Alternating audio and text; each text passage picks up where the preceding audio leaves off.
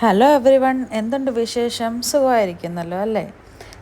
ഇന്നൊരു ഈവനിങ് വ്ലോഗാണ് കേട്ടോ. ഞങ്ങളിതാ വെറുതെ ഒന്ന് നടക്കാൻ ഇറങ്ങാമെന്ന് വിചാരിച്ചു. എന്നും വിചാരിക്കും ഒന്ന് നടക്കാൻ വെളിയിൽ പോകണമെന്ന്, പക്ഷേ പല ദിവസങ്ങളിലും നടക്കാറില്ലത്. വണ്ടി എടുത്ത് വെറുതെ ഡ്രൈവിന് പോകും, അല്ലാതെ നടക്കാനൊന്നും പോകാറില്ല. പിന്നെ ഇവിടെ അടുത്ത് ഒരു പാർക്കുണ്ട്. മിഥുനെ കളിപ്പിക്കാൻ വേണ്ടി ഇടയ്ക്കിടയ്ക്ക് അങ്ങോട്ട് പോകും. അവിടെ വെച്ചിട്ടാണ് നടപ്പ് നടക്കുന്നത്. ഇല്ലെങ്കിൽ വെറുതെ കാറിൽ ഇങ്ങനെ ഞങ്ങളൊന്ന് കറങ്ങും വൈകിട്ട്. മിക്ക ദിവസങ്ങളിലും വൈകിട്ടാതുള്ളത്. നോക്ക്, ഒരുത്തൻ ഓടിക്കളിക്കാൻ വേണ്ടി ഇറങ്ങുക. ആരുടെയും കയ്യിലും പിടിക്കേണ്ടവന് തന്നെ നടക്കണം ഇപ്പോൾ.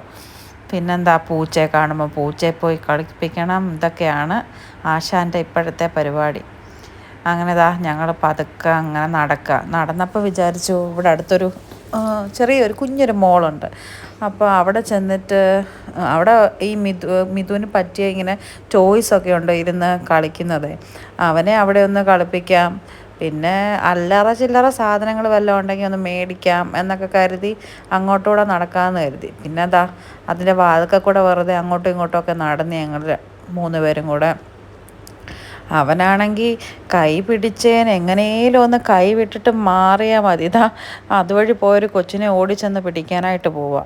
അതിനുശേഷം ഞങ്ങൾ ആ മോളിലോട്ടൊന്ന് കയറുക. ചെറിയൊരു മോളാണ് കേട്ടോ, ഒത്തിരി കടകളൊന്നുമില്ല. ജസ്റ്റ് ഒരു സൂപ്പർ മാർക്കറ്റും ഉണ്ട്, പിന്നെ ഫാർമസി, പിന്നെ ഒരു കഫേ, ഒരു ചെറിയൊരു റെസ്റ്റോറൻ്റൊക്കെ ഉണ്ട്. അത്ര തന്നെ ഉള്ളൂ.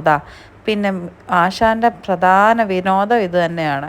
ഇതിനകത്ത് കോയിനിട്ട് ചുമ്മാ അതിനകത്ത് കയറി ഇരിക്കുക. പക്ഷേ എന്താ പ്രശ്നമെന്ന് വെച്ചാൽ, ആളൊരു 10 സെക്കൻഡ് ഒരെണ്ണത്തെ ഇരിക്കത്തില്ല.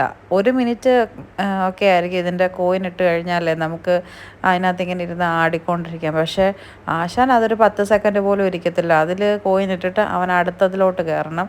അതിലും കോയിനിടും. വെറുതെ അതും ഇതും എല്ലാം കിടന്ന് ആടുമെന്നുള്ളതല്ലാതെ അവൻ അതിലൊത്തിരി നേരം ഇരിക്കത്തില്ല. അവൻ അടുത്തതിലോട്ട് പോകണം. ഇത് തന്നെയാണ് പരിപാടി. ഇപ്പം ഞങ്ങൾ ഇങ്ങനെ ഓരോന്നതിൽ കയറ്റുമെന്നുള്ളതല്ലാതെ ചിലപ്പോൾ കോയിൻ ഇടാറില്ല.